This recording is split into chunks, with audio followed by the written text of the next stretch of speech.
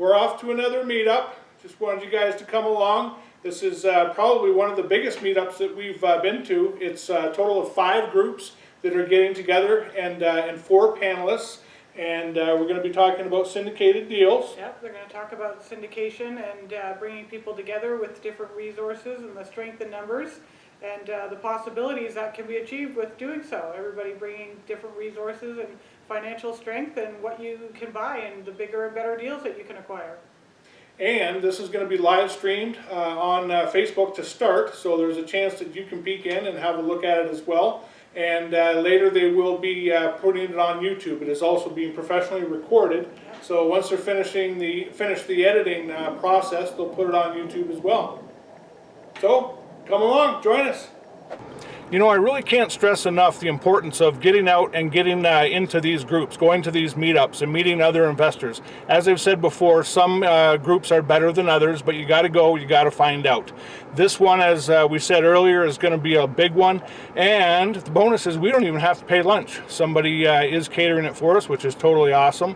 But anyway, find one in your area and get out and go to them. You'll learn a ton, and you'll also meet some great people that you can learn from as well. Here's about a 4-minute clip of the apartment syndication meetup that we went to. It was a 2-hour meetup, but here's 4 minutes of it anyway. This is the live Facebook version. The YouTube version is not out yet. But this is still pretty decent. It comes from the very back of the room, and you can see the professional videographer in it. Anyway, it'll give you an idea. I have a question for you guys. How did you get into apartment investing? How did you start getting into apartments in the first place? Well, I love real estate, and I love business, and I'm an engineer by training.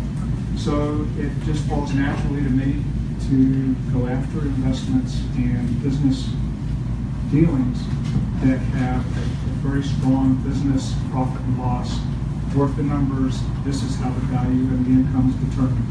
That's what appeals to me, and that's what attracted me in the first place. I got into apartment investing because I had some single-family homes that I purchased while having my full-time job at an advertising agency in New York City. And then I realized that I was making about $250 a month from those homes, and then someone would move out, and then I'd lose $5,000 to get it moving ready. So it was going to take like 457 years for me to actually through that process. So then that happens with that realization happens simultaneously with me being being apathetic towards my full-time job. I wanted to grow and contribute and be mentally stimulated a little bit more. So with me leaving my full-time job and also having the realization that single-family homes weren't going to cut it, I then decided to get into apartment investing. So just for the record, I'm not an engineer. Not that there's anything wrong with that. Let's see, how did I get into apartments? I started like a lot of people did, doing single-family homes. My wife and I for 10 years did buy and hold, because that's all we knew. And then we took some classes, learned that you can do wholesaling and fixing and flipping and that kind of stuff. And we did that, but then we also learned very, very quickly that that was a job. Because literally you go along, you do a deal, you make some money, go along, do a deal, make some money, and you're always going back to zero.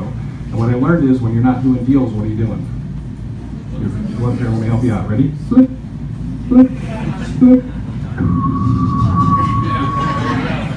It was a job. So I found a partner. We started buying apartment buildings back in 2004. Our first one was 14 units outside of Oklahoma City. We haven't looked back from that point because the checks were bigger, the cash kept coming in. You certainly have people that move in and move out, but you've got all the other people still in all the other units who are helping to pay the expenses, pay the mortgage and that kind of stuff. So I fell in love with it and been doing that pretty much ever since. So I got into apartment investing after investing in smaller units for about 10 years. And the main issue that we had with the smaller properties is management. Even though we eventually moved over to property managers, still just a lot of moving parts, doing taxes for each property individually.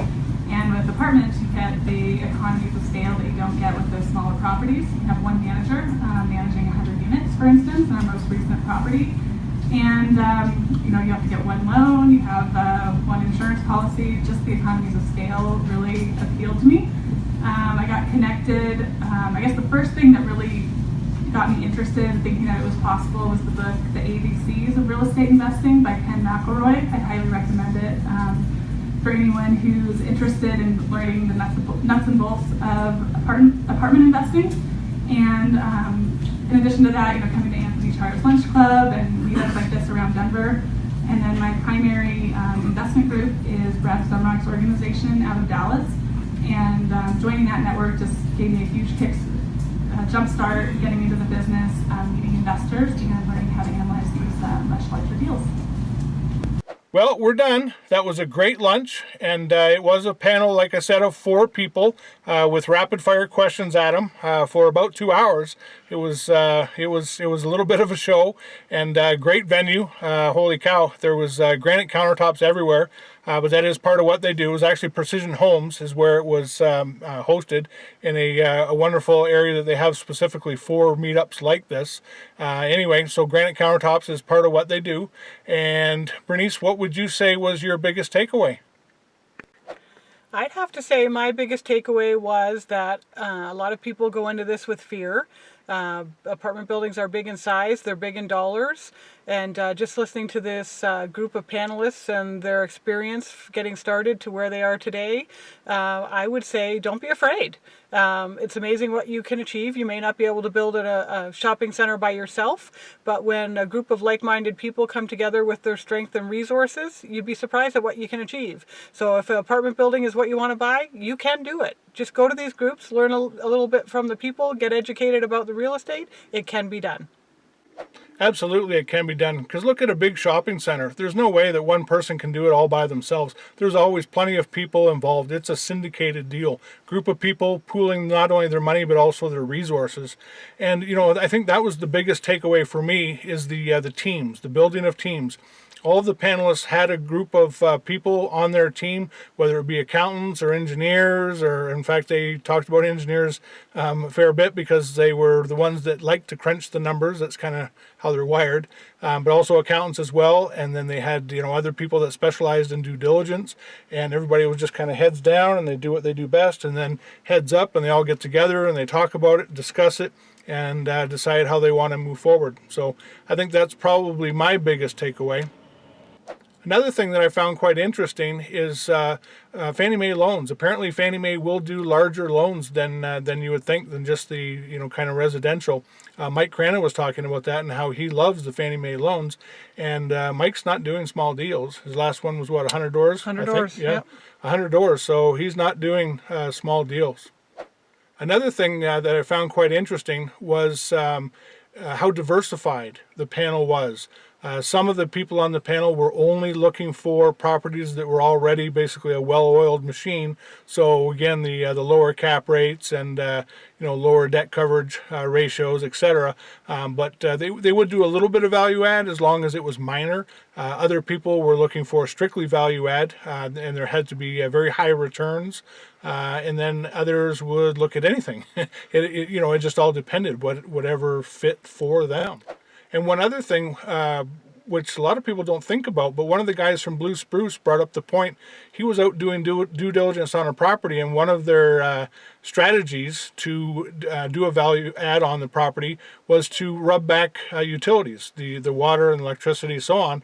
And once he got out there and he started talking to some of the other property management companies in the area, it's like, no, we don't rub back anything. That's all included in the rent, and that's what the tenants expect. So that's good to know if part of your strategy may not necessarily work. So I encourage you to get out to these things, find some good groups in your area, and get out and go to them. You'll make friends and you'll learn an awful lot, and it's just it's a wonderful way to get going in the real estate investing business.